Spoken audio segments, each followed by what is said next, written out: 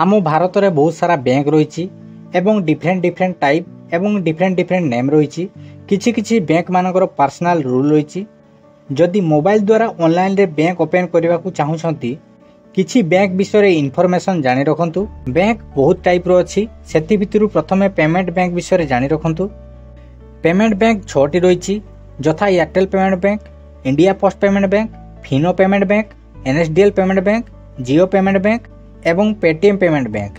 एथि भितरु Paytm payment bank टी समस्तंकर क्लोज हो सारी। यही 6टी बैंक रु जेकोसी बैंक को ओपन करने को चाहूले जानी रखंतु एयरटेल पेमेंट बैंक रे आधार पान नंबर एवं वीडियो केवाईसी द्वारा बैंक ओपन होता है किंबा एयरटेल मित्रार एजेंट पाखरे केवल आधार फिंगर दे ओपन करि परिबे।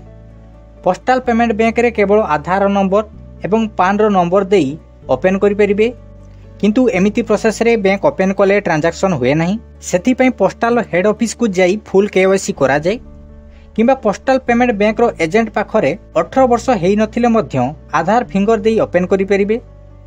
फिनो पेमेंट बैंक रे आधार कार्ड पान कार्ड एवं वीडियो केवाईसी द्वारा बैंक ओपन करि परिबे किंबा फिनो मित्रार एजेंट को पाखरे आधार फिंगर दे ओपन करि परिबे।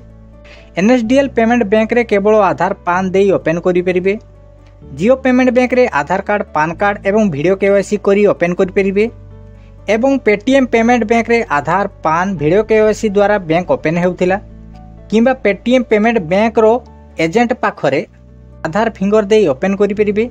6टी बैंक रो ट्रांजैक्शन देखिबा को गले एयरटेल पेमेंट बैंक रे एवरेज ट्रांजैक्शन हुए एते फास्ट किंबा एते स्लो नहीं।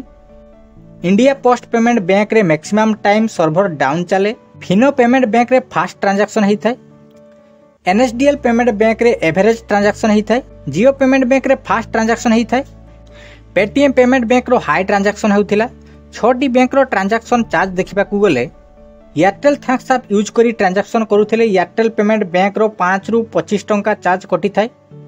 इंडिया पोस्ट पेमेंट बैंक रे आईपीपीबी बैंकिंग आप यूज करी ट्रांजैक्शन करूथिले एवं ता सहित एसएमएस चार्ज 11 टंका पड़ी थाए।